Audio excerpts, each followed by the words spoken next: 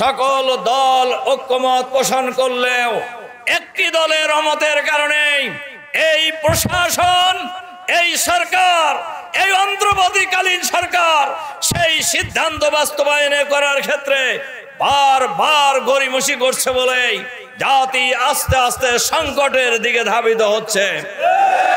এজন্য আমরা এই সরকারের কাছে আহ্বান জানাতে চাই, অবিলম্বে জুলাই সনদ যেটা স্বাক্ষর হয়েছে, এই জুলাই সনদ বাস্তবায়নের জন্য অবিলম্বে নভেম্বরের মধ্যেই গণভোট দিতে হবে। বাংলাদেশের ইতিহাসে এর আগেও গণভোট হয়েছে 3 বার, কিন্তু কোন সময় জাতীয় নির্বাচন আর গণভোট একসাথে হয় নাই। এবার কেন একসাথে হওয়ার প্রশ্ন এসেছে? এর প্রধান কারণই হলো নির্বাচনকে প্রশ্নবিদ্ধ করা, নির্বাচন নিয়ে মানুষের মধ্যে সংশয় তৈরি হওয়া।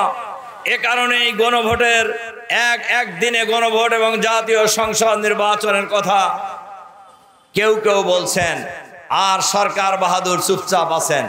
আমরা পরিষ্কারভাবে বলতে চাই, আপনারাও নির্বাচিত সরকার নয়, আবার যাদের কথায় আপনারা লাফালাফি করতেছেন তারাও এমন কোন দল না। তারা যদিও 5ই আগস্টের পর দেশের মালিক ভাব হয়ে গেছে তাদের, তবে একটু কমছে এখন।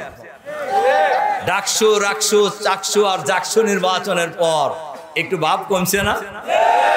সংগ্রামী ভাই এবং বন্ধুগণ, আমরা বলি জনগণ যদি তাদেরকে ভোট দেয় আমাদের কোনো আপত্তি নাই, তারা সরকার চালাবে। কিন্তু ভোটের আগেই নিজেরা সরকার ভাব, এই ভাব বাংলাদেশের জনগণ মেনে নেবে না। তার কারণ এখন যে সরকার আছে, সরকারকে বলবো, জুলাই বিপ্লব যে হয়েছে এটা কোনো দলের নেতৃত্বে হয় নাই, এটা কোনো নেতার নেতৃত্বেও হয় নাই। এই জুলাই বিপ্লব হয়েছে ঢাকা বিশ্ববিদ্যালয়ের ছাত্ররাই আন্দোলন শুরু করেছে কোটা সংস্কারের দাবিতে।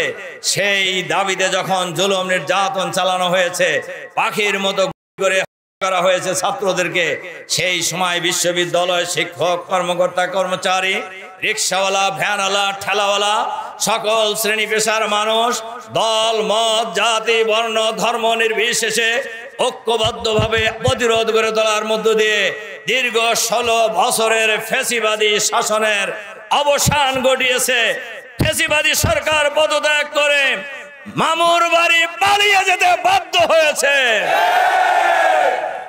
কিন্তু ওই জনগণ এখন আছে না নাই? সুতরাং সরকারকেও বুঝতে হবে, সব দলকেও বুঝতে হবে, এই জনগণ এখনো আছে। শহীদ হয়েছে মাত্র 2000, আহত পঙ্গু হয়েছে মাত্র 40,000, আর বাকি কোটি কোটি মানুষ এখনো জীবিত আছে না? কোন ফ্যাসিবাদের বিরুদ্ধে অতীতে যেমন বাংলাদেশের মানুষ ঐক্যবদ্ধ প্রতিরোধ গড়ে তুলেছে, আবার যদি কেউ ফ্যাসিবাদ কায়েম করতে চায় তাহলে সেই ফ্যাসিবাদের বিরুদ্ধেও বাংলাদেশের মানুষ ঐক্যবদ্ধ প্রতিরোধ গড়ে তোলার জন্য প্রস্তুত আছে।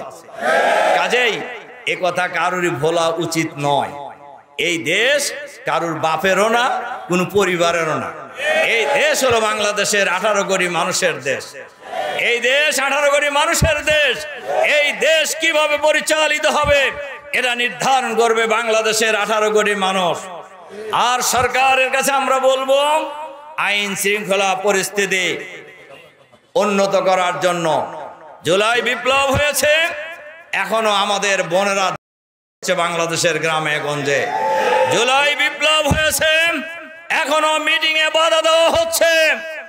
জুলাই বিপ্লব হয়েছে, এখনো দলীয় করণের ভূত সরকারের মধ্য থেকে যায় নাই। আমাদের ডক্টর মাসুদ বলেছেন, এক সময় দলকানা লোকেরা প্রশাসনে ছিল, সেই দলকানা লোকদের পরিণতি কি হয়েছে এটা আপনাদের জানেন, পুলিশ কর্মকর্তারাও জানেন, সিভিল প্রশাসনের লোকেরাও জানেন তারা কোন দুরবস্থায় আছে। আবারও যদি এই দলীয়করণের চিন্তায় আপনারা ব্যস্ত হয়ে যান, আমাদের কাছে খবর আছে কোন জেলার ডিসি কোন সিদ্ধান্ত নেওয়ার আগে ওই জেলার এক নেতাকে জিজ্ঞাসা করে, সবাই চাপ দিতেছে আমি এখন কি করব। তা আপনার তো ডিসি থাকাই উচিত না, আপনার ডিসি থাকা উচিত নয়, আপনার সচিব থাকার যোগ্য উপদেষ্টা থাকার কোনো অধিকার নেই। আপনারা দলবাজি করার জন্য এখানে এসেছেন। দলবাজি করলে আমাদের মতো রাজপথে নেমে আসেন। দলবাজি করার ইচ্ছা যদি কোনো উপদেষ্টার থাকে, দলবাজি করার ইচ্ছা যদি কোনো সচিবের থাকে, দলবাজি করার ইচ্ছা যদি কোনো নির্বাচন কমিশনারের থাকে, দলবাজি করার ইচ্ছা যদি কোনো পুলিশ কর্মকর্তার থাকে, তাহলে রিজাইন করে আমাদের সাথে রাস্তায় আসেন। কত বড় বাহাদুর আপনি, কত পাকা রাজনীতিবিদ, তখন আমরা দেখাবো। কিন্তু সরকারের অফিসে থেকে একটা দলের পক্ষে কাজ করবেন আর বাংলাদেশের মানুষ বসে বসে আঙ্গুল চুষবে, এটা মনে করার কোনো কারণ নেই। সবারই বোঝা উচিত, ঢাকা বিশ্ববিদ্যালয়ের নির্বাচনের আগে একজন টকশোতে একজন সিনিয়র নেতাকে জিজ্ঞাসা করছেন যে ভাই আর 3 দিন পরে তো, মানে উপস্থাপক জিজ্ঞাসা করছেন যে আর 3 দিন পরে তো ডাকসু নির্বাচন, কি বুঝতেছেন? কেন ছাত্র দল পূর্ণ প্যানেলে বিজয়ী হবে, মানে কি বাহাদুরি ভাব দেখছেন না? এরপরে বলছে যে কেন আপনারা কিভাবে বুঝলেন যে ভোট তো এখনো হয় নাই, কেমনে বুঝলেন যে পূর্ণ প্যানেল বিজয়ী হবে? ছাত্র দল ছাড়া মানুষ আর কাক ভোট দিবে, মানে কি জমিদারি ভাব আর কি, মানে মানুষ বাধ্য ওনাদেরকে ভোট দিতে। ওই দিন শেষ হয়ে গেছে ভাইরা আমার, ওই দিন বাংলাদেশে আর নাই। ওই দিন ভুলে যান, ওই দিন ভুলে যান, ভুলে যান, ভুলে যান, ভুল করবেন। আর বান নাই আপনারা।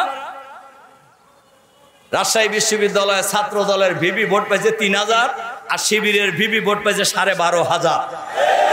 আপনারা টের পাইতেছেন না? বাংলাদেশের মানুষ আগামী জাতীয় সংসদ নির্বাচনে এরকম একটা নীরব ভোট বিপ্লব করবে ইনশাআল্লাহ।